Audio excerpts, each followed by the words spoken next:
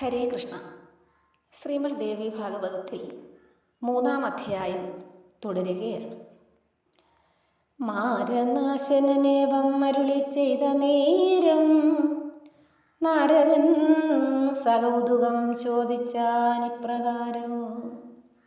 മഹാദേവൻ നാരദരോട് കഥ പറയുകയാണ്. അങ്ങനെയിരിക്കെ പരാശക്തിയുടെ എല്ലാ കാര്യങ്ങളും എനിക്ക് പറഞ്ഞു തരണമെന്ന് നാരദർ മഹാദേവനോട് പറഞ്ഞു.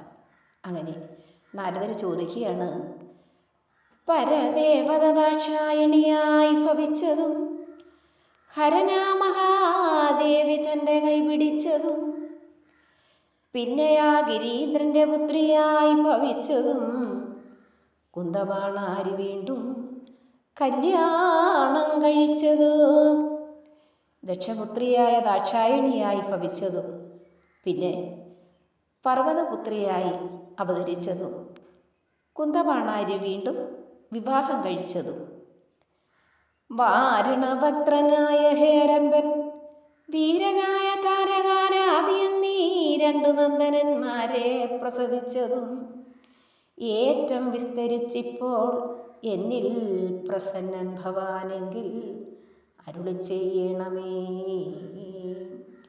ഗണപതി ഭഗവാൻ ജനിച്ചതും വീരനായ താരകാസുരനെ നിഗ്രഹം ചെയ്ത് ആ സുബ്രഹ്മണ്യനെ പ്രസവിച്ചതും ഇങ്ങനെയുള്ള കഥകൾ എനിക്ക് പറഞ്ഞു തരണമേ എന്ന് നാരദർ മഹാദേവനോട് അഭ്യർത്ഥിച്ചു. മാമുനി പ്രകാരം ചോദിച്ച നേരം സാക്ഷാൽ ശ്രീ മഹാദേവൻ അരുളി ചെയ്തിടിനാൻ.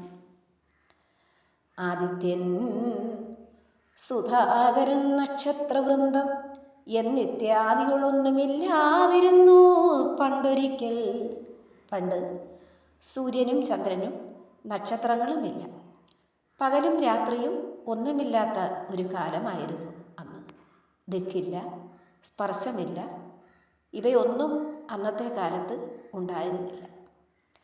അക്കാലം പകലില്ല, രാത്രിയില്ലേ ജഗത്തിൽ, ദിക്കില്ല, ശബ്ദം സ്പർശം മുതലായതുമില്ല, അന്യ തേജസ്സുമില്ല, തൽസൽ ബ്രഹ്മേതി വേദം ഒന്നു ഓതുമാ എന്നും ഓതുമാ വസ്തു ഒന്നുമുണ്ടായിരുന്നിതു. ഹരേ കൃഷ്ണ. ഇതിൻ്റെ ബാക്കി ഭാഗം അടുത്ത ഭാഗത്ത്. ഓം ശ്രീ ലളിതാംബികായേ നമോ നമഃ.